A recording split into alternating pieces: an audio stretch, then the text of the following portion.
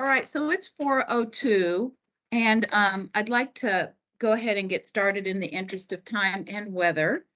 So I appreciate everybody joining us. I'm Terry Caldwell Johnson. For those that we've not had a chance to officially meet, I'm a chair of the Des Moines School Board.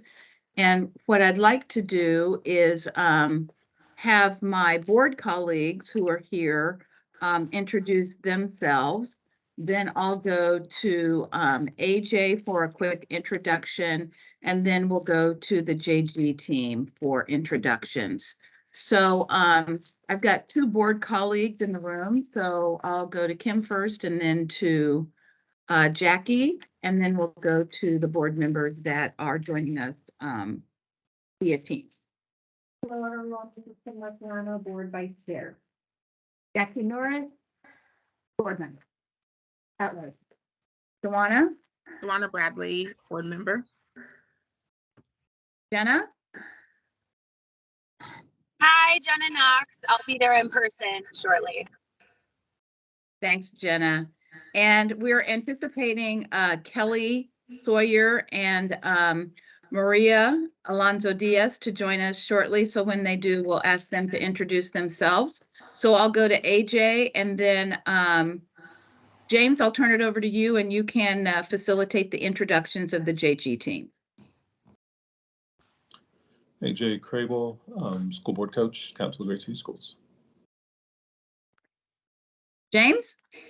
Awesome. Well, good to meet everybody virtually. I understand it's very cold there, or getting cold, and we're expecting some cooler temperatures ourselves here in Texas, but nothing like what you experience. But want to say thank you first and foremost for your service to Des Moines Public Schools, and also thank you for the opportunity to represent DMPS in this capacity. We're eager to get started, and you have the A team here representing JG Consulting, so I'm thrilled that it all worked in our favor to help you. So we're very excited. So thank you for the opportunity. I'll pass the baton to my full-time staff to begin their introductions, but I'll start with our Chief of Staff, Lizzie Carroll. Hi, everyone. It's nice to see you again. I'm Lizzie Carroll, Chief of Staff. Jacob. Hello, everyone. I'm Jacob Wilson, Administrative Chief. Alton. Hi, Alton Frey, one of the search officers. Okay, Holly. Hey, I'm Holly Maria Flimbila Seca, one of the search consultants. And I'm Michael Hinojosa still. I'm be one of the consultants working on the team as well. Great. Wonderful. Thank you, team. So, Madam Chair, how would you like to proceed this afternoon and evening? In the spirit of time, want to work at the pleasure and the will of the board. So I'd like to follow any cadence that you feel is appropriate.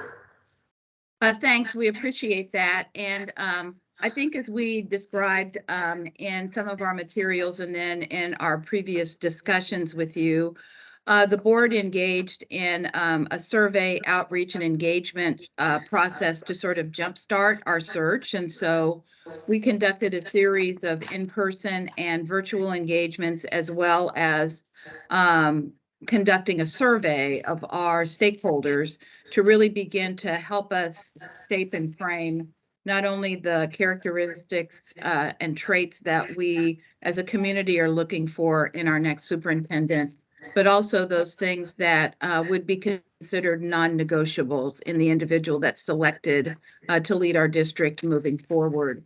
So AJ has worked with us in not only the development of the survey, but also the process that we utilized for engagement and outreach. And I might defer maybe to Jackie to maybe share a little bit about the process. She led our board committee that really sort of began not only the engagement with AJ, but also really helped to frame the facilitation and work that we did in the community. So Jackie, I'll defer to you for a few comments, and then we'll come back and turn it over to AJ. Can everybody hear if I just speak from here? Yes. So I think I'm a new board member, and I was actually pretty skeptical of the idea that we would have to go out and do the public impact process ourselves. And I think it was such a great experience for all of us. We were really committed to showing up in less traditional places. So both hosted events that were at school buildings, but also went to community-based locations. Put an emphasis on trying to reach out to non-English speaking populations, as evidenced by a community meeting with over 30 Spanish speaking parents, as an example, with simultaneous translation. All told, I think we did, it's funny, I didn't add it up, but I'm going to say 18 to 20 meetings, community meetings. And we had a meeting at every school, student meeting. So there were 5 student meetings that took place at the high school location. We had schools all across the district, so representative of the school districts, to make sure that we got that type of feedback. We did 2 specific staff discussions, one that was online, one that was in person. And the rest were just cross-focused, different, types of meetings in the community. In addition, there was the survey process as well. So anything else that you want to add, Tim, that I might have forgotten or Terry? No. And and I think, we focused on the 2 questions. We had 2 questions, and I think everybody did a great job of just allowing us to focus on just the 2 questions. And I think that the community members really appreciated being with. So Yeah. thanks. For sure. Thanks, Jackie. Appreciate that. And the work of the committee as well. The other thing that I certainly want to make sure we underscore as we begin to walk through the findings that AJ has spent countless hours sifting through and sort of helping us to organize. Tonight is really about the board not only receiving and hearing the results, but also being specific about the takeaways that we have, not only in terms of themes, but how we want that information to emerge as part of not only the profile that JG will be developing on our behalf, but also how that begins to help us more clearly articulate who we're looking for, the kinds of traits and characteristics we're looking for, and those things that just are totally and completely unacceptable to us and candidates. The other thing that I would offer is there likely will be some cleanup that JG may want to do after having gone through this process with us. And we want to be considerate of any gaps that might exist in the work that we've done thus far. And we want to make sure that you are fully and completely equipped, armed and dangerous, if you will, with all of the things that you need to be able to take the work out of our hands, move it into yours, and then facilitate the next steps in the search process. So we're certainly open to any additional feedback, any additional information that you believe we need to spend time gathering so that we have everything needed to move forward in earnest with the balance of the really important work that's ahead of us. So with that, AJ, the floor is yours to walk us through the documents. I believe that I sent everything to you, Lizzie, and hopefully your team has everything at this point. All of the board members have had a chance to review this. And so, AJ, I'll turn it over to you to guide us through the next steps in our discussion and to help center us on those things that collectively we believe are important as we move forward. AJ? Thank you, Madam Chair. It's great to be part of the Texas Greatest Hits team here. We've got Alton, Holly, Michael. I mean, this is just wow. It's quite the dream team that's been assembled. So the board did the hard work. You all went out, you did the listening, and you were listening really for things in 2 main genres. What are ideal traits of our next superintendent, and what are criteria we should use to exclude candidates from consideration? You did this through surveys, you did this through small groups, through larger groups, through meetings that you all hosted, through meetings that you all attended. So my job was really the easier of the tasks, which was just to analyze all of the data that you brought forward. You all received this, so I won't go in depth, but You can ask whatever questions you want, but essentially the methodology is described in the document is go through, categorize all of the feedback into very narrow topic categories, and then go back and categorize all of that feedback into broader categories. And so what you wind up with is the top level and then kind of the sub level. The top level being more general, and then the sub level categorization being much more granular. And then that's divided out between the two styles of feedback. Feedback designed to help the board think about what are things that if this is true, we just wouldn't consider this person, and what are the things that we are ideally looking for that tend to be more of a judgment call and that are going to require some amount of investigation. This is what your interview is for. This is what your performance tasks are for, is to help sort out the ideal traits. The exclusionary criteria is just that. You won't even have to look at the candidates. They'll just be, these people didn't make the cut, which means it's a powerful tool, but you also want to be mindful that you aren't eliminating people that you don't intend to eliminate. And so we'll talk through some of that. But that is the high-level overview of the analysis. Any questions about the document before we dive into talking about how you all might use this to help craft your search? Any questions about the document and how we arrived at it before we dive into actually using it to do some decision-making? AJ, can you share the number of survey responses that this is based on? Because I don't see that. And then I thought, did we end up asking the demographic question? I have the survey, I can get you survey numbers. I do have that. There were like Yeah, for some reason 900 I did. some odd surveys. We don't know how many of the in-person because not everybody did a sign-in sheet and. I think I appreciate that it's maybe insufficient data, but even just some general sense of the demographic Yeah, let me. composition.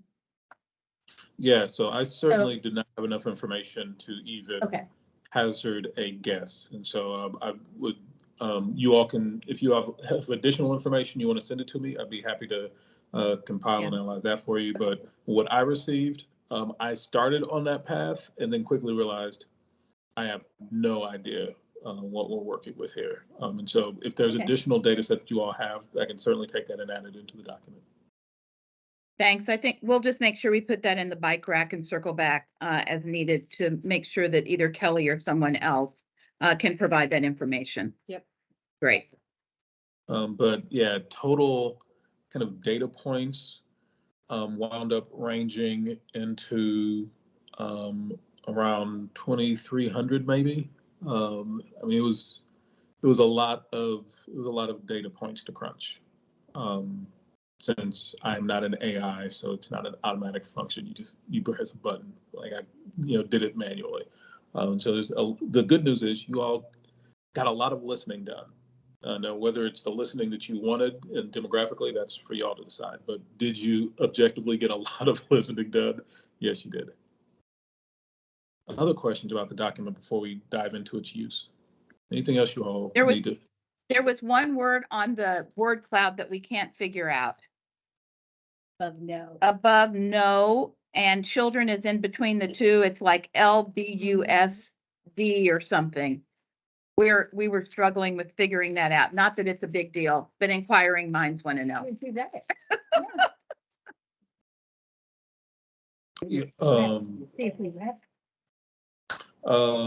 You all are looking. The word. Yeah, so I take it you all are looking at a printout of the document. Yeah. Okay. I got curious about that as well and went back to try to figure that out. That is not the version of the document that I'm looking at. Okay. This has changed. There are actually a few typos, and I caught those later on. So there's a lot of typos that were caught in the current draft that apparently you all printed it off before I caught. And so if you look down in the Sure. body of the document, there are some typos that have since been resolved, but are probably still typos on your version. So my encouragement, feel free to delete those and rely on the live version, and all the typos have been cured. Okay, so AJ, just as a point of reference then, are any of the language changes, et cetera, material to No. the outcomes or the results? Okay, perfect. Thank you. Other questions? I think we're ready to go. All right, well then let's start on page 2 of the document, exclusionary criteria. So this is, I'll actually start with the second group. So this is a the sub-level exclusion criteria. These are the really narrowly defined categories. Obviously, the biggest thing that pops up is people said, we don't want anybody, if they don't have urban experience, don't pick them. Like that was very, very abundantly clear. And so much so that that collected with a few other descriptors under the higher level heading of insufficient urban experience, was far and away the most repeated concern that folks had when it came to things that they felt like should exclude someone from consideration. You could take this to mean a variety of things because it was expressed in a number of different ways. But as you can see from the examples, because it's a subgrouping, all the examples pretty much literally have the word urban in them. But as you can see, regardless of how people expressed it, they were all making essentially the exact same argument, is that if they haven't worked in a school district that has similar characteristics to DMPS, that folks didn't think that they would be qualified to lead DMPS. Related to that, and I actually believe that this is one of the few areas where I actually modified some things. One of the example of something that fits into that is though that shows up in the full data kind of drill down at the bottom with all the percentages, but doesn't show up here, is you had multiple people pushing back on the demographic makeup of your interim superintendent. So I largely, if you see sections where it talks about omitting, data was omitted down below, that's because I removed, since he was named specifically, I didn't think it was appropriate to have his name in there. But some of the comments that talked about needing urban experience and needing someone who looked like the students referenced your interim specifically. Like I said, that is another example of something that shows up in this particular argument around urban experience and diverse experience. The next biggest thing that came up other than the urban experience thing is the concerns around teaching background. Yes?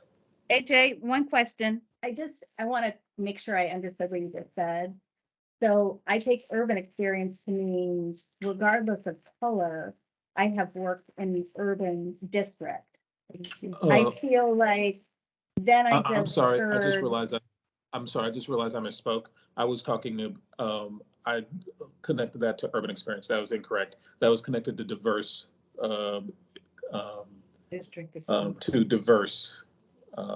to issues of diversity, not urban. I'm sorry, I misspoke. But I think it still applies because I think where Jackie was leading was urban experience, no matter race, gender, background, et cetera, versus feeling that we needed to have someone with urban experience that reflected the demographics of our district. Yeah. Did we hear both? Yeah. And I think the Yes, question is, did we hear you both? most certainly heard both. You most certainly heard both. And that shows up as diverse experience, which, again, comes up an awful lot. And as you can see, 2 more lines down. Before we get to that one though, the other issue, and I shared this previously, as an example, but then, so it's not surprising to me that it showed up in the data, is concerns around people not having teaching experience. As they, again, very repeated. This is an example of one of those areas where I wish I did have demographic information connected to each comment, because then I could give you insight of, are the people with that concern mostly teachers, or is that parents as well? The urban experience. I wish I could tell you, is this mostly families of color or not? Unfortunately, because I didn't have that data tied to the comments, I can't clarify that for you. But the no teaching experience, regardless of who's the one saying it, that was the other biggest factor. And then that combined with a few other things, when you add teaching plus being a principal plus being a superintendent, all of those are under the category up above under insufficient educator experience. And so those issues around diverse and urban experience and issues around educator background, when you add those together, that is far and away the set of exclusions that people most feel like you should apply. The rest of it is, I think, is considerable as well, but easily after living in your data for a week, that was the far and away takeaway. Whether or not you all apply any of those, I think you all need to discuss, and I think you do need to be prepared to express to your community either, yes, we took your advising and we used these exclusions, or no, we didn't take your advising and we didn't use these exclusions. I think you'll need to be prepared to explain either way which direction you go. But so whether you use it or not is up to you all, but that you explain your decision, I think, is somewhat mandatory. Yeah, one of the things that I was thinking about in that regard, and I went back and pulled the code section relative to superintendent administrator rules. And there is some latitude and flexibility. I want to confirm this with Miriam, but it says the applicant must meet one of the following. So that's people who are applying for an administrator's license. The applicant must have 3 years of experience as a building principal. The applicant must have 3 years of administrative experience in any of the following: an AEA, Department of Ed, or a direct building within a district. And then the third provision is must have 6 years of teaching and administrative experience. So I want to confirm with Miriam that that is indeed the criteria that's applied for individuals that are seeking an Iowa administrator's license, because that gives you latitude across 3 very broad categories that isn't just specific to teaching. So Or. correct. Must meet one of the following. So just as an aside, I wanted to bring that up because I knew that that was a biggie based on the information that came from both the survey and the in-person discussions. PJ, can I ask some technical questions around the data itself? Yeah. First, do you have the end values behind these percentages? Yes, I could pull that up. Again, the total number of comments was around 2,300, I believe, that wound up being coded. How many surveys were there? It's like 962. So the rest came just, to think about the 2,300 number, 962 is surveys and the rest. Well, no, I wouldn't say that because Yeah. I know when I took notes at my sessions, I probably had, 20 to 50 to whatever in like what was exclusionary, what was not exclusionary. So, Okay. yeah, no. Got it. Thank you. Okay. So yeah, you could have one survey that's gonna show up and have 10 different responses in each question. Okay. That'd be 10. Mm-hmm.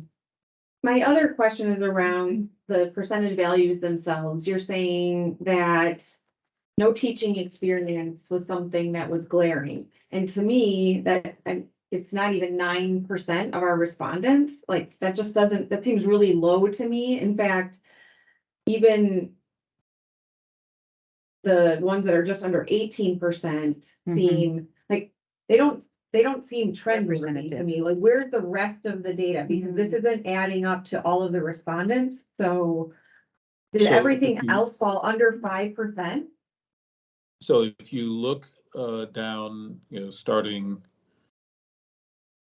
on the 4th page, you see the full breakout. And yeah, there's just a lot of different feedback that on a lot of different topics. But you have the full breakout. Yeah. It's the subsequent pages, and so you can see where all of the percentages are. Yeah, I can remember even just in reflecting back on a couple sessions that I participated in. One of the sessions was one of the exclusionary factors, and it was included in the data because it was in the write-up from the session Jackie and I did, was having to do with the number of years of teaching needing to be 3 years in the last 5 years. Well, if it's 3 years in the last 5 years and you're looking for someone who also has administrative experience, those two just don't jive. So, the randomization of the responses, based on people's understanding and familiarity with just the landscape of superintendencies really, to me, was pretty telling because we had some people that just didn't really understand the scope of the position reference to what they thought personally was important. Yeah, I mean, as an example of the far end of that, I think you had one comment that said people should be excluded if they didn't have at least 20 years of teaching experience, of classroom experience. Like, well, I don't know how many superintendents have 20 years of classroom experience. Alton, did you have 20 years? Well, you're out, buddy. If you just want to hang up on the teams right now, we'd appreciate that. Just go ahead and disconnect. And so, yeah, so I mean, that's there was a wide range of perspectives, but I think that shows up in the data. Why you're wondering why the percentages are so small is a large diversity of perspectives, and so it's not like there was here is the one thing everybody agreed upon. I think that would make your lives a lot easier if that was the case, but I mean, the data is pretty clear that is not the case. There isn't. Here is the huge consensus. It should definitely be this thing. I think if there was any consensus I was taking away from this, is I do think there's a pretty strong consensus around having candidates who have diverse and urban and large district experience. And I do think there's a consensus around expecting there to be some type of education background. But other than that, yeah, I'd say it's kind of all over the place. Well, and I wonder if, I mean, we chose this process, we chose the 2 questions, but I wonder if the process based on the way in which the data came back is not really as meaningful as we'd hoped for. And I'd love to hear from JG and how they do their engagement process. Is a more strategic focus group the way that we should have gone in order to get feedback that was truly more quantitative, more quality feedback than what we got here, because Is there concern that this isn't enough and we are gonna have to go back out? I think that Because I don't know if them answering that will give me, I mean, if this is the data we're gonna use, I don't know if them answering that is gonna. Well, but I do think that it's important for us to recognize in order for them to adequately portray who we are as a district and what we want doesn't exist with what we have. Where are the gaps and what do we need? To me, that's the question. Yeah, this is Jackie. I just occurred to me, I should be saying her name, just so I can see it in case something. It's funny, I actually, whether or not we think this is sufficient quality, I feel like having talked to some of you beforehand, kind of in shorthand about what we thought we might hear from the community, and then seeing this, I don't know, I feel like this validates a little bit of what we thought we were going to hear. That's pretty accurate. But I don't know. So I think the only question I would ask is, I think we're totally open to getting feedback from the search committee to see about the gaps. But I'm not sure that any of this really, I felt like we all thought this is the direction that we might be going. And it just validated that. But maybe that's not the way to think about it. And to me, this is Jenna. To me, this is like big picture feedback, I guess, validating the big picture things that we thought. I think what I'm a little underwhelmed with is there's no like, aha, these are the like defining factors that we need as a district, right? Like, these are very broad. Yes, they validate what we think, so that's great, but I'm struggling with how are we gonna be able to send a firm out to find the ones, the few ones. That's what I'm struggling with in this data, and I don't know if others feel that way. Other thoughts just around the general nature of the data that we've had a chance to sift through? So I'm wondering if at this point it might be helpful for us, AJ, just to hear from JG about at least what we've discussed thus far and where they think we may need either a level set or a gap analysis to really help them do their best work. Because this is sort of this is the first step in the process. And if we don't get this right, then what we get on the back end is not going to in any way meet our requirements. And so I would certainly love to hear any feedback that they might have. Yeah, I put it back the way it was. It just, since you moved it, there started this feedback. Okay. Was that how you was before? Yeah. Okay. Yeah, and this is James. So if my team would indulge me for a moment, I think there's different schools of thought, but I think, again, first and foremost, our compliments to your tireless effort to achieve, I think, this level of detail. You have distilled quite a bit of information in what I would assume a relatively short period of time. 960 something survey responses is a very high number by comparison to industry standard. So without knowing how much time was spent on this, that's a pretty good return on investment of your time. So I would argue that that's a pretty healthy response rate in terms of the actual quantity.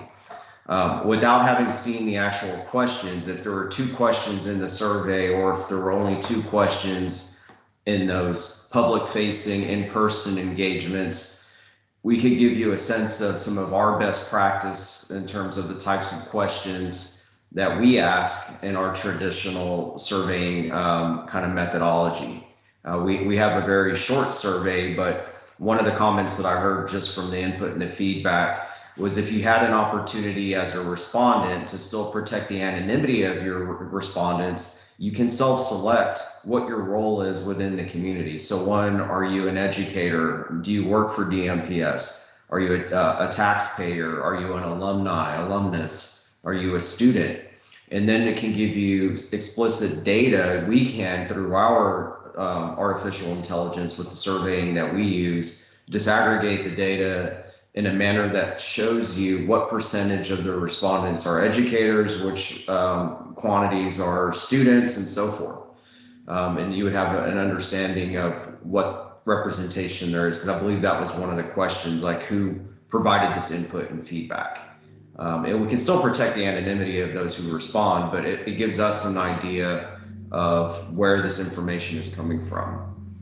So without assuming that this is something you would like to continue, we can certainly complement or supplement even the work that you've already done in a number of different ways. And the surveying resource that we use we have the ability to do a number of as many surveys as you'd like in different languages. So whether it's, Spanish, Cantonese, for example, we've done quite a few representing our other school board partners around the country in a variety of different languages. So I'll pause there because my colleagues, Dr. Hinojosa, Mr. Fraley, Miss Villasecca might have some thoughts or some input and feedback based on what they've seen, but that's just at first glance my initial reaction. But I'll pause and ask my team to weigh in if they have any comments. I would concur. This work is very detailed. It can certainly be augmented, but I think you're off to a great start. The one thing that we have to be wary of is make sure we don't have too many disqualifiers, because especially knowing your state law, when you get down to the finalists and the public nature of that, if you have too many disqualifiers on the front end, then it's gonna narrow your pool. But I don't think you need to be concerned with that at this point. We can augment it with our tools, but I think you're off to a great start and you've cut out some time that we would have been very diligent on. So compliments to the entire team for making that happen. So those are the only observations I have at this point. Yeah, I guess I feel better hearing that 900 respondents is an appropriate amount. I thought that was a very low amount. When we look at the total number that we were, doing outreach with, but, and I just, statistically speaking, anything below 25% just typically wouldn't be considered when you're talking about best practices with data. And so when nothing is even above 20%, it leads me to believe that we didn't ask the right questions, or we didn't ask them in a way that, that led us to what I would consider statistically appropriate data to use going forward. But I don't have appetite for another survey. I don't want to go out and ask our families to do that again and our staff to do that again. But I don't know if, like I said before, focus groups would be more appropriate. I don't know. And maybe I'm the only one and maybe I'm out on a limb here, I think. Yeah. Kim, they could take the survey responses and digest them, maybe manipulate them, because there's coding, right? I mean, in the 900 some odd surveys, people say what their hat is, right? I'm a student, I'm a parent, I'm a community, so I think maybe it's worth shipping there's no reason not to ship the data over to them so they can manipulate it a little bit and see if things pop a little bit clearer. Because I just don't know that AJ's done that. It sounds like he didn't have access to that. I don't know how Mary sent the file to him, and I don't know how. Yeah, I don't know. Yeah. Did we ask the question, what role? Oh. Yeah, so we asked demographic questions. In the survey. In the survey. But it wasn't required field, they weren't required field. No. I don't think so. Right. No. And AJ, you said there weren't enough respondents to quantify. Said he didn't. Well, he wouldn't have been able to line item and go, okay, this response is from a teacher, or this response. Because that would mean like total raw, I assume, again, I don't know how the file was sent. AJ, can you tell us how you received the file and to what degree of differentiation you were able to determine? So the questions were asked. There's just a lot of them where people just simply declined to answer. So for example, you could put in, are you a parent or guardian? Are you a district staff? And some people, are you a community member? Some people would answer all three. Some people would answer none. And there are a lot, there's just no data. What might be helpful? Same thing with race. Go ahead. Yeah. The most consistent piece of data that was entered was feeder pattern. That was much more consistently entered, but there was just less consistency in the other data. And then when you add that in, the other confound is you have that for the surveys. You don't have that at all for the in-person. Mm-hmm. Right. I think we could probably, based on our participation and facilitation, pretty much share who was in the room at any given session, and what interests they represented. I mean, at least in our session, there were maybe 3 educators, the rest parents, 99% white and 1 Latinx, maybe, right? Yep. Yeah. Yeah. So, I mean, I think we can get down to that level of granularity with the outreach and engagement sessions. I just wonder, number one, how important that is and how that informs the work of the search consultant. So, okay. So, And I was just gonna say what I don't know, and maybe this would be helpful, Terry. So I look at this and I'm like, oh, this feels like more than sufficient to give to the team, the search team. I guess I'd ask them the question, like, does this feel sufficient? Or right. maybe that we don't want to go down that rabbit hole, but it's hard to know. Yeah, it feels we're like, giving them enough. Jenna, I know you had a question, so I'll go to you first. Well, I was just gonna say that the demographic information is important for us to say, oh, hey, we missed these voices, right? I mean, I think if we really wanna, or, oh, hey, I think that was the point, was to capture that so that we knew if we needed to do some extra focus groups or some extra something in certain areas, we did. That I guess would be what we need to decide. And we were all there on the ground. Did we hear all the right voices? But I think that would be the point of the demographic data to me, would be. Yeah. To be able to say if we did our job right or not. Well, and I think at this point, we do have the raw data, that if anybody wanted to receive it, we could certainly provide it. But I think the bigger question is, again, going back to the gaps, what else do we need? How do we get it? And how do we ensure that there is sufficient time to make that happen as we continue to follow the timeline, which is critical to us, to not Well, miss sort of that window of opportunity. So, before you try to answer that question, I just highlight, we've only looked at half of the data in the document. right. So We have. we looked at the exclusions. The other set Yep. of data, the next page is the ideal traits. And this Yep, is go what ahead. people are sharing. What would we, like to see in a candidate?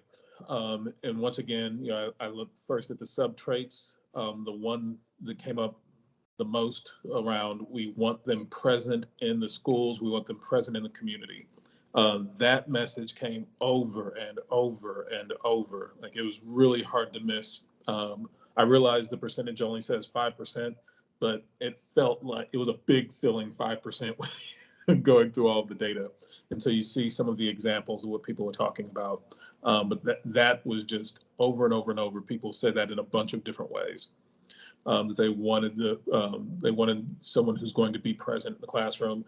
And then the next biggest one is DMPS affiliation, affinity, which is interesting because it also shows up heavily on the exclusionary side as well. On the exclusion, they said we don't want anybody who's not local. Like, that was 13% of the responses, which I'll just tell you flatly, I think that's a horrible idea.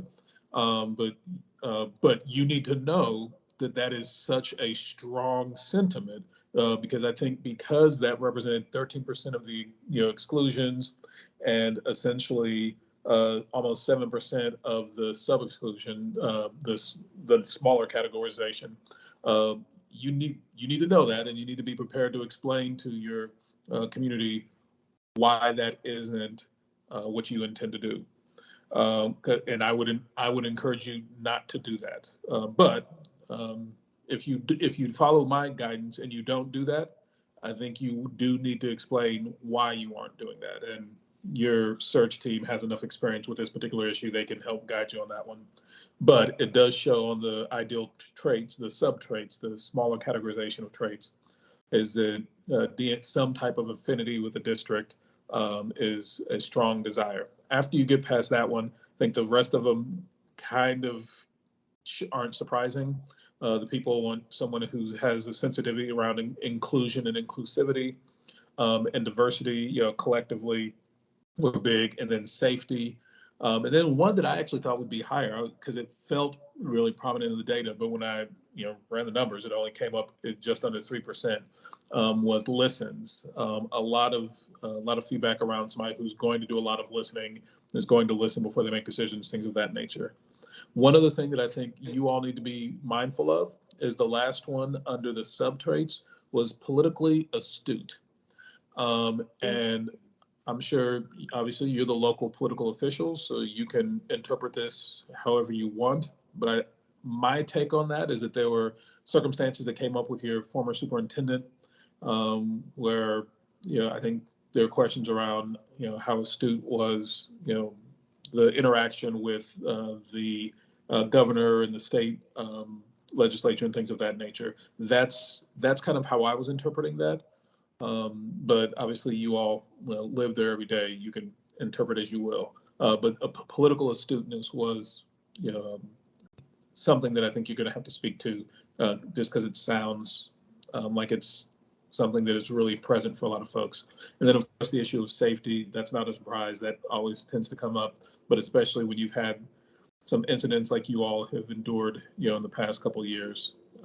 People are looking for someone who's going to have a strong opinion on that. When you look at the top level, traits, leadership, experience, the person of character, that they have a, eye for diversity, equity, inclusion, and that they're going to be an advocate for students and an advocate for teachers. And the bigger chunk of that was advocate for students, but nearly as big was the advocate for students. And again, when you look at the more granular analysis down below, you see all those percentages. You can see how that breaks out. But those were the ideal traits that came up most. Once again, as you can see, because these are relatively small percentages, there's a lot of other traits that people were interested and curious about.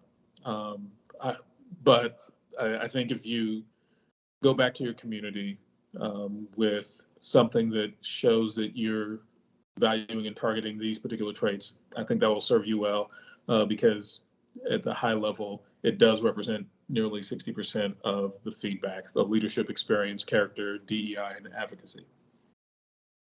Questions about ideal AJ, traits? I just have a clarification on the DMPS affinity because Yeah. I may have heard it wrong in my particular group. So you're defining DMPS affinity as not an outsider who's coming to DMPS and is like all in, like, this is my home now. I don't know, this is where my kids go to school. Like, I'm in, let's go. This is, I live in Des Moines already. I just want to make sure I'm understanding Yeah. DMPS affinity. So most of DMPS affinity was of the former, was, from here, is passionate about here, understands here. And most of the sentiment was essentially suggesting that if you haven't spent time here, you're probably not going to understand what's going on here. I'm sure your search team can tell you every school district in every community in America thinks that that's true. And I think most of them are probably not accurate on that point. But it is worth noting that changes from that was search. 5% of the respondents really Okay. felt that way. Yeah. So I understand. Okay. so I think to your Thank you. point, what that should inform for your candidate is if your candidate isn't from, maybe you'll look out and they will be a DMPS graduate who lives there and all their children attend there and they've lived their career there. That may be the case. But if you don't, I think what this data is telling you is that whoever your permanent superintendent is going to need to be able to demonstrate that it is a priority for them to understand the community, to be able to speak to the history of the community, whether they're from there or not. Thank you. Yeah, helpful. You know, I was going to go back, AJ, in that regard too. When you look at the exclusionary criteria under does not live in Des Moines, there are several qualifiers here. So lives in Des Moines, will live in Des Moines, you know, Mhm. born in Des Yeah. Moines. So Yeah. it feels like people were all over the place when it came to just sort of this notion of affinity to Des Moines. And I think, you know, in my mind, at a minimum, you know, they have to live in Des Moines. You know, even though we don't have a residency requirement, they have to live in Des Moines. So, okay. So Any all other that said, questions about the idea traits summary, thoughts, takeaways? AJ, in your thoughts of this Carter splattering, do you feel like this was just maybe reflection on the fact that we need a lot of things in our district, or a reflection? I'm just interested in your assessment. Is the standard what you see when you do this with other districts? well, I'm sorry, I didn't understand. What was the first part of the question? Like, is this the splattering kind of a little bit of everything Yes. reflective of the fact that we have a lot of needs and people have a lot of things they want to see out of this person? Or is this just pretty much the way it goes when you ask two very open-ended questions? Yeah, I find this to be fairly normal. I don't know that I've ever had a situation where the final percentage was like 25% or above. You know, for either the top level, definitely not for the sub level. Like it's like 18% of folks having some concern around insufficient educator experience. That's 1 in 5. Like that's, in my mind, that's pretty high. And so I realized out of 100, you know, there's 4, there are 4 other missing. But no, when you have as much feedback as you all had, I no, I think this is very much in a line. This that you had as much consensus as you did at the top level is pretty normative. At the sub level, you know, was it a pretty scattered? Yeah, it was all over the place, especially the ideal traits. Like you can see, you know, you make it into the top 5 of ideal traits if you make it all the way to 5%. So at the sub level, for your ideal traits, it was all over the place, probably a little more so. But then when you clump them together, the sub traits into similar categories, when you lump all the different ways that somebody demonstrates leadership together, all the different ways someone demonstrates character together, at the, you know, kind of that high level, that's pretty normative. But yeah, just the sub level of the traits was a little bit scattered like that. I would have expected, you know, something to have made it into the, you know, teens, or, you know, 9, 8, 9, 10%. So that seems a little bit low, but the rest of it seems pretty normal. Thank you. Other questions? Dewana, anything on your end? I think No, this is wait. my, Yeah. Go ahead, Dewana. Okay, yeah, I just wrote down a few notes, and I think we've already kind of discussed those things. Some of the things I just wrote down is just wanting to know, which already has been brought up, like with what we have, is there something the search firm can do something with, you know, to fill in those gaps? And then I kind of feel the same way of not interested in going back out to the community, because I don't know if we've missed any voices. Will we ever get those voices? And at what point do we just say we're done since we're on this time frame? Is kind of the notes I have there. And just wondering, with what we've got, do we have enough to give to the search firm that they can do something with? Or would you all be giving us some direction of, we need you to do a little bit more to get where we need to go in the time frame that we have? Thanks. Maria. My question is the same, similar to Ms. Joanna's. So search team, do you believe that with what we have enough to find the person that we need for our district?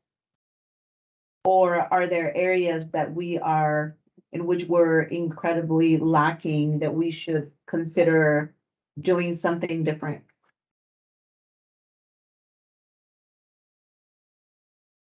Thoughts?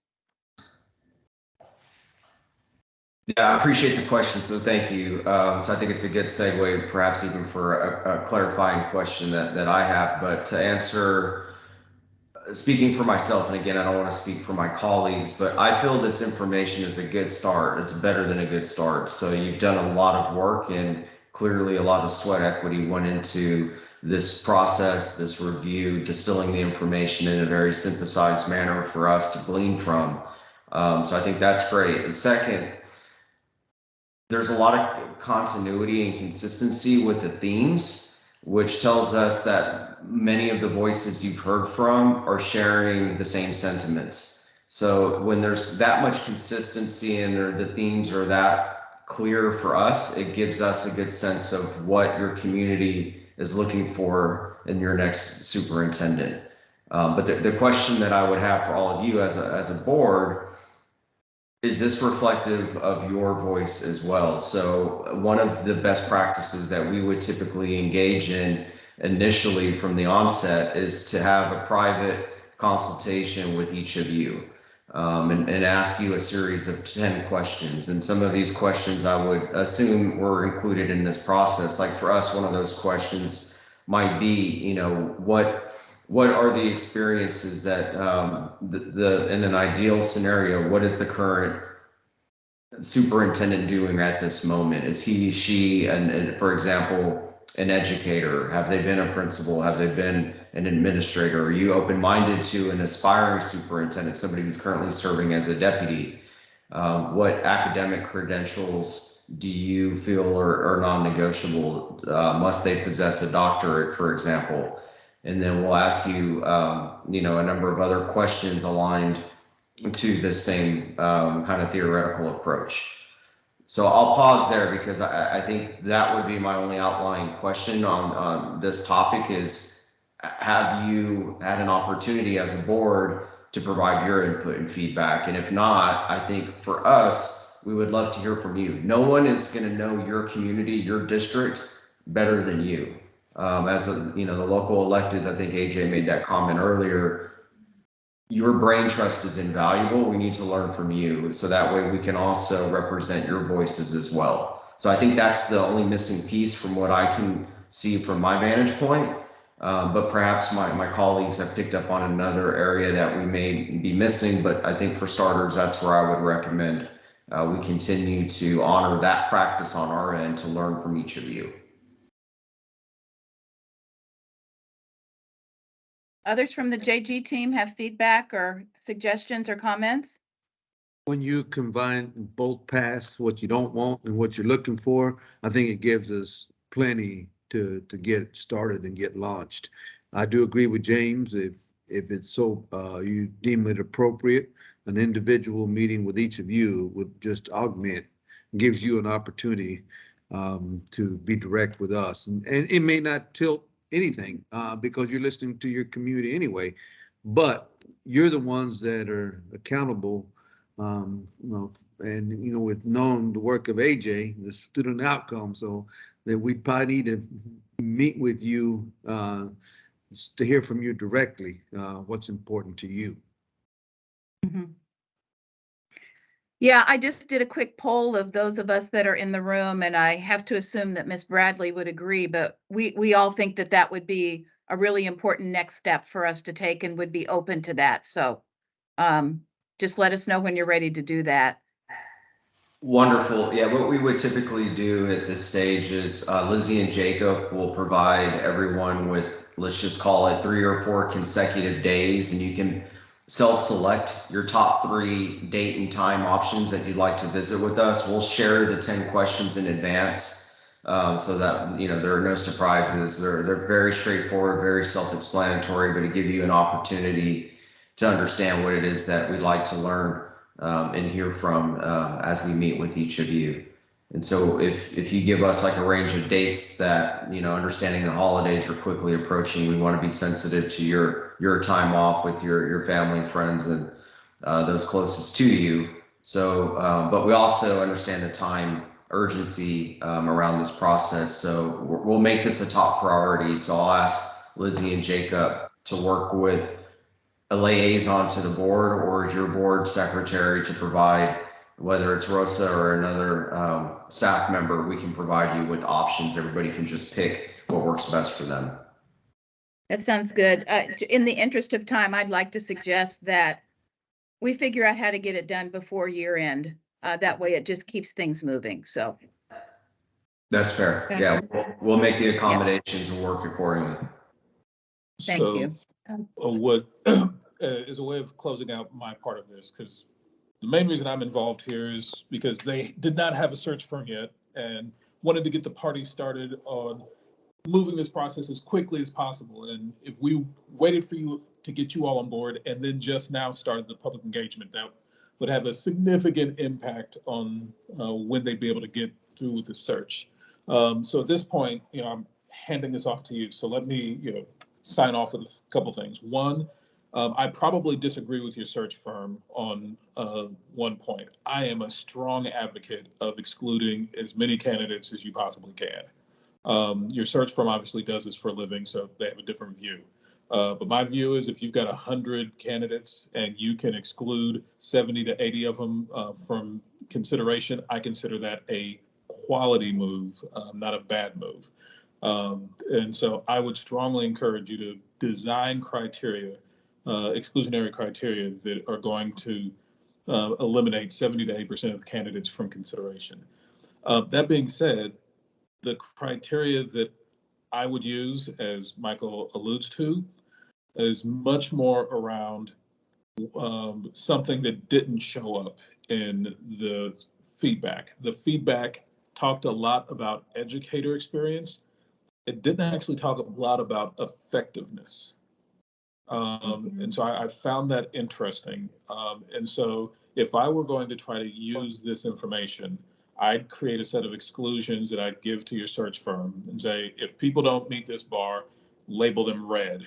If people meet part of this bar, label them yellow. And if people meet this entire bar, label them green. And initially, we only want to look at people who are labeled green.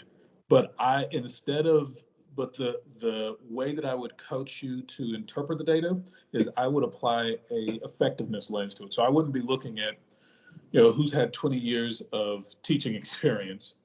But I would look at, given the goals that we've currently adopted, who has actual education leadership experience where they have accomplished these goals. So if you want literacy for African American males to increase, I would strongly encourage you to come up with a methodology for identifying what does that mean and apply that to all the candidates and to aggressively exclude any candidates who can't show a history of having improved literacy for African American students. I think doing anything other than that is probably leads to folly, no matter how fancy of a suit they might be able to demonstrate, in a resume process. And so using exclusionary criteria to say, what are the priorities we as a board have?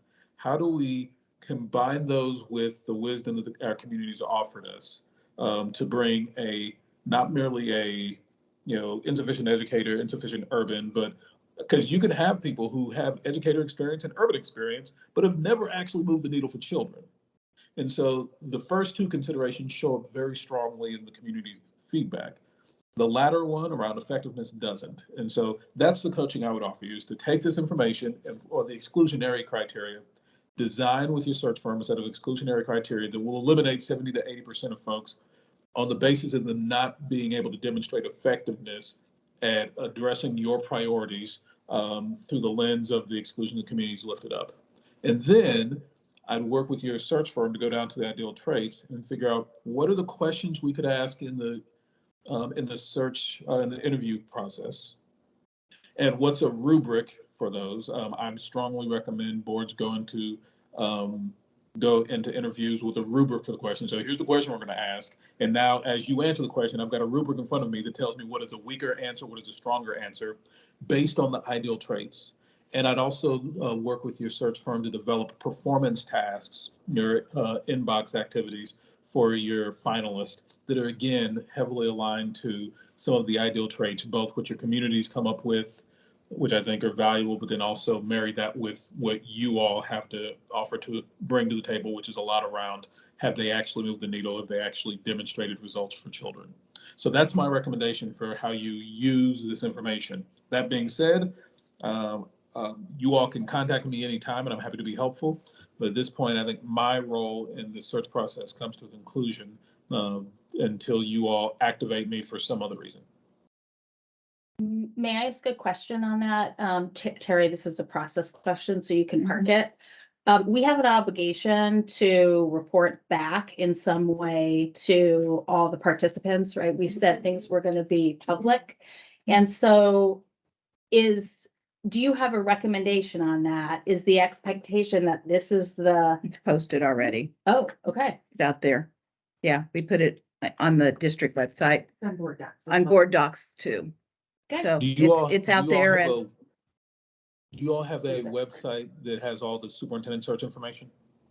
Yeah. yes, And so what I would recommend is that you post this listening results. I think that's important to share with people. Here's what we heard back. But I think you should also then post a like one paragraph or one page summary, not a long document that says, here's what we took from all the listening we did, and here's how we'll be using what we took going forward throughout the rest of the search. So it's not enough to tell people what you heard. That's what the listening summary does. You also need to tell people how you're using what you heard.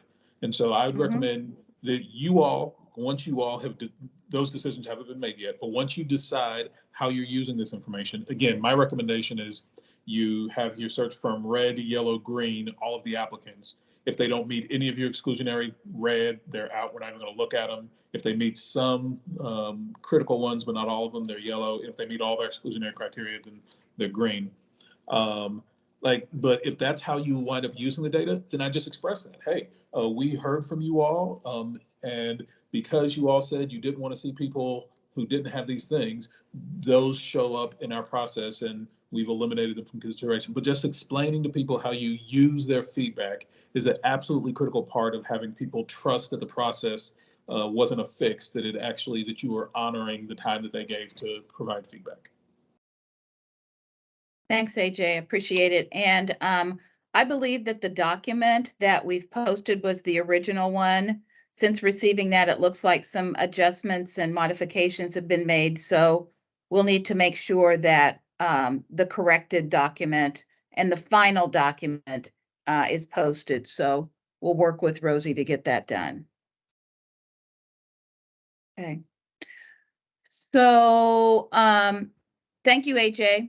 Appreciate your work with us thus far. And I think this is a good start, as we've indicated, but it feels like the next step is for the board to complete the individual interviews. And James, I'm not for sure sort of how you then report out what you hear from the board, but it feels like once we've gone through that exercise, it's at that point where we begin to synthesize those things that we prioritize as being important for not only the development of the profile, but the advertisement. So I feel like we've done sort of the first community step of the process.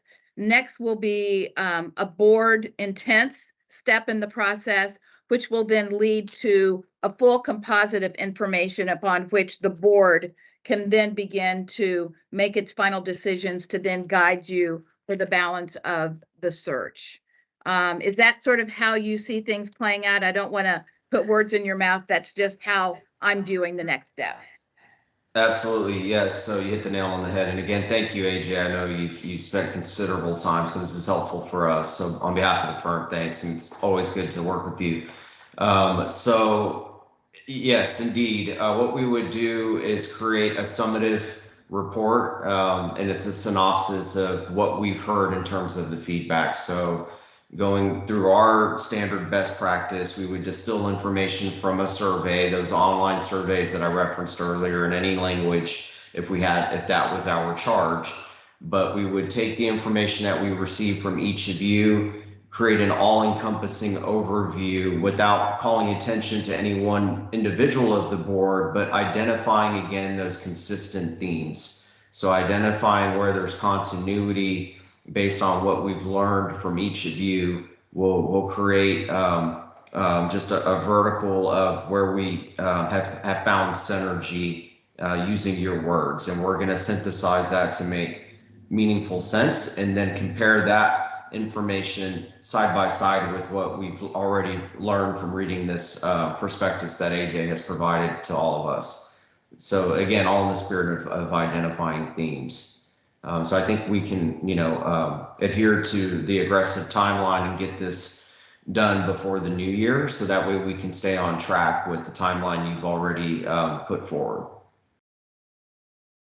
And then the other thing too, I would offer as we as a team are working, whether it's virtual or in person in the community, if individuals, subgroups, whether it's at a macro level, a micro level, would still like to meet with us and provide input, we make ourselves available to your staff, to your community, your students. If there's additional room for inviting additional feedback or input, we'd still want to honor you and represent the district to the degree that you feel it's appropriate. So without losing its authenticity, I think we do a great job of still listening and learning from everybody through the duration of this process. So at any point, you continue to receive requests for additional input, regardless of whether the leadership profile or the application is open.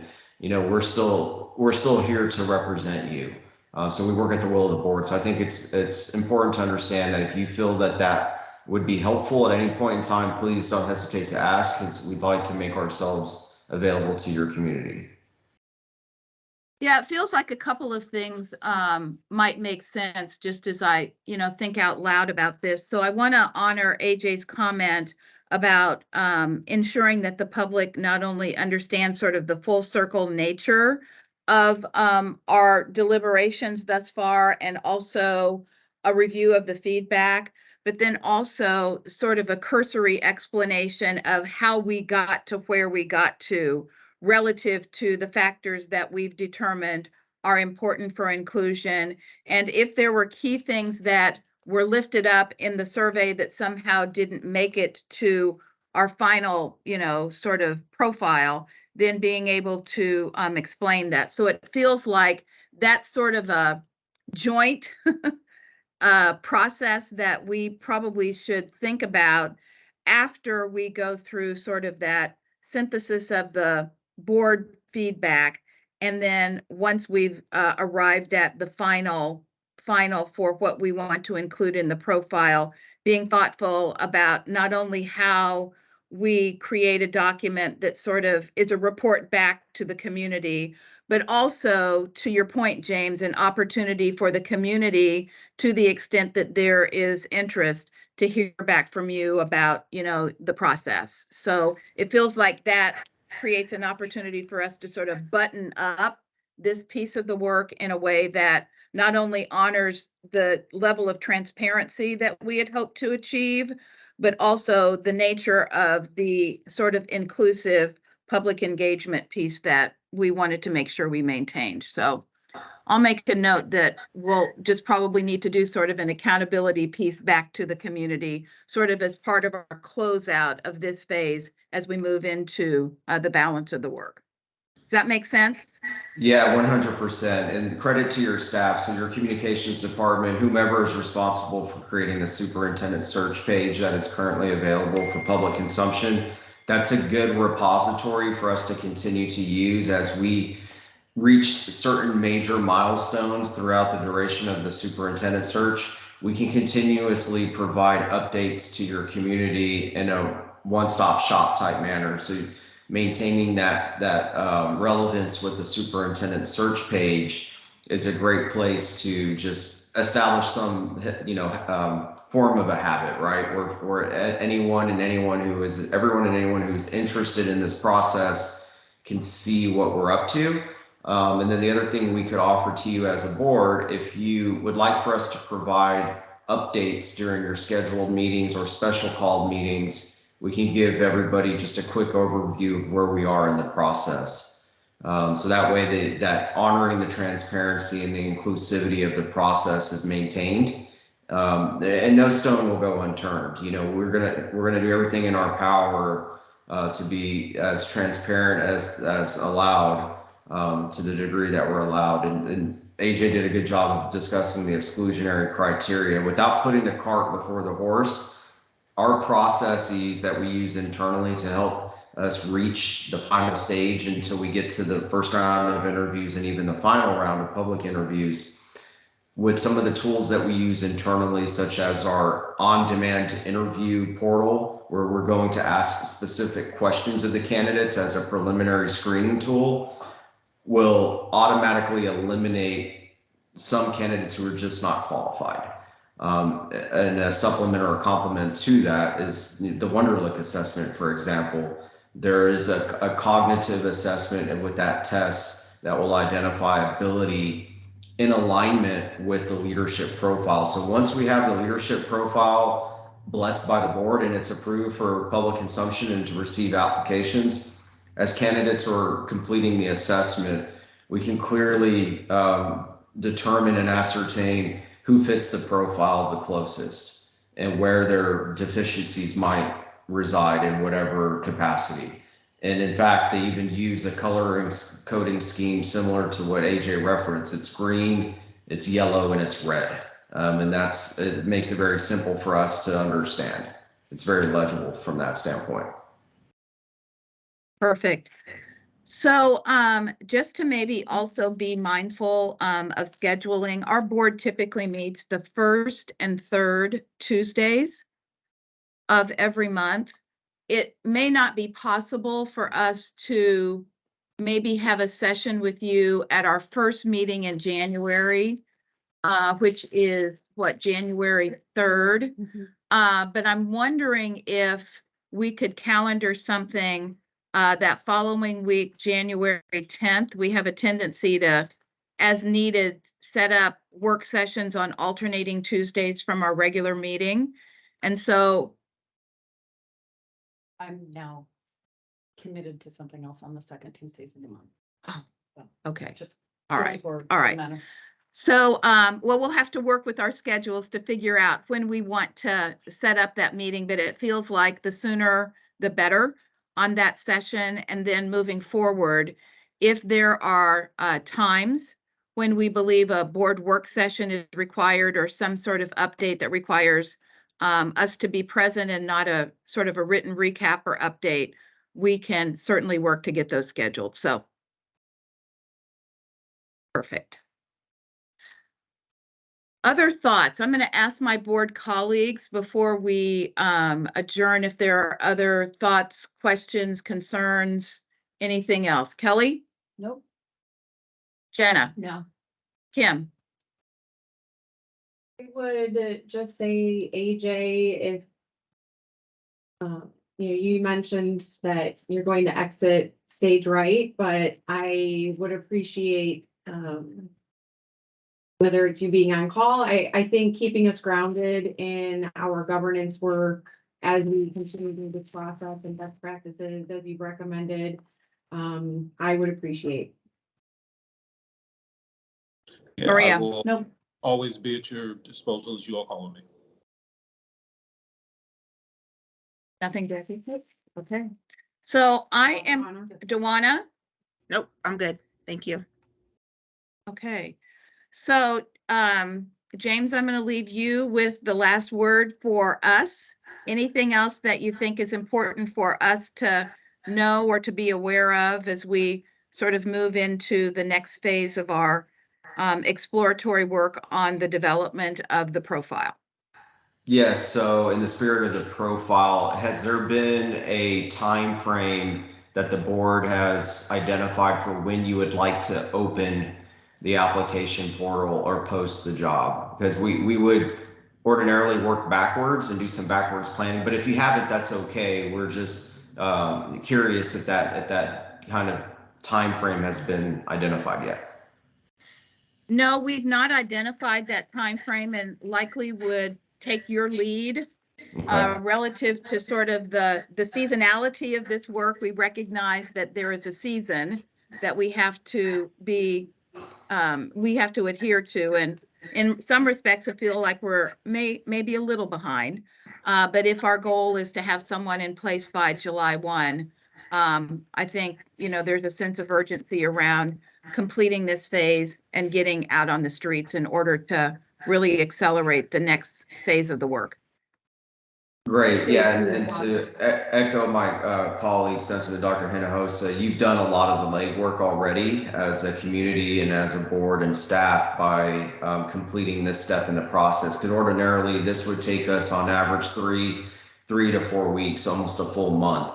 And with the holidays quickly approaching, we're understanding that there's going to be somewhat of a lull, but internally amongst this group, we can still get some good work done before the calendar new year begins. And so all to say for us on average, a full length superintendent search without compromising any of our traditional qualities and integrity of the process typically takes anywhere from 4 to 5 months. So after the new year, we could anticipate, theoretically naming a lone finalist by the springtime. So whomever that person is can work with you, the board, the community, the staff, get acclimated, assimilated to the role, immerse themselves into the community, and then still have the balance of the summer months before the next calendar school year to really hit the ground running hard.